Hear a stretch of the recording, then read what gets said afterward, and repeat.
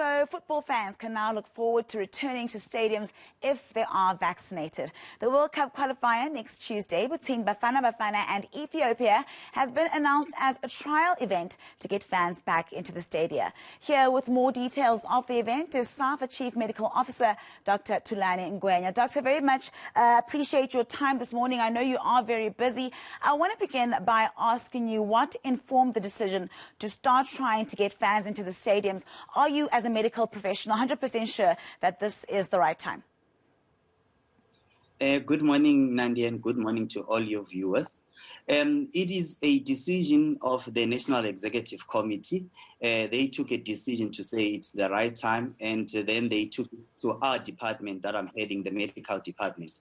You know, in medicine, there's nothing that is 100%. However, we thought of the experiences that we have had over the past 2 years during this pandemic, and we realized that the lessons learned over the past years and more information that we are gathering also from Europe, especially because they've also started with allowing spectators, and then we can actually start trialing it out. What is actually more important is the fact that you know, if you check our numbers, as of yesterday we had about 459 new cases, and the infectivity rate was about 4.4%, which then tells you that the virus is really subsiding. And over and above that, as football, we are supporting government.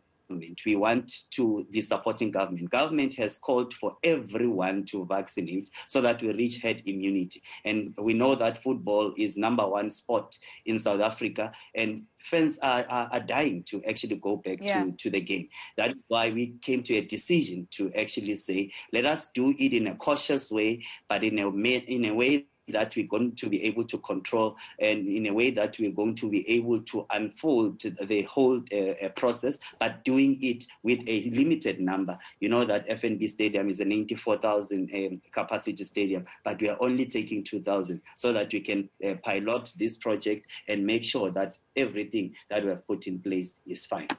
Doc, having said that, you and some SAFA officials, the likes of SAFA President Dr. Danny Jordan, CEO Deborah Motlanthe, you met up with the Health Minister to give him your proposal and also talk about what are some of the ideas that you have for the fans to return to stadiums. Was he happy with the proposal? How did the proceedings go?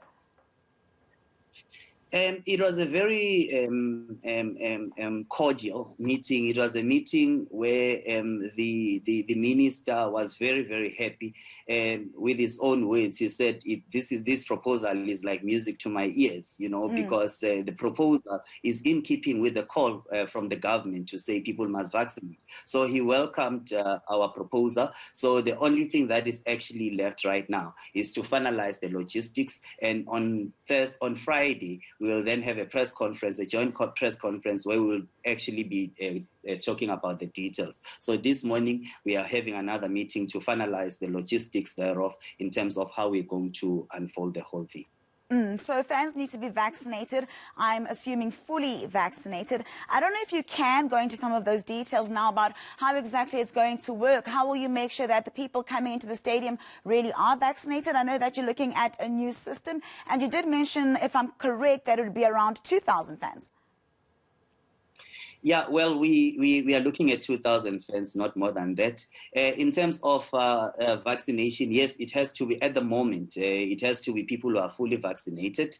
However, we have option B, you know, for people who have only done one shot. If you have done one shot, then we can actually accommodate you by accepting a PCR test, COVID test, that is not older than 72 hours. But the way that we are actually going to do it, we're going to do the biometric system, where we're going to do verification. That's the process that we are still finalizing, verifying as to whether you're vaccinated or not. We don't depend on the card, because the card can be easily tampered with.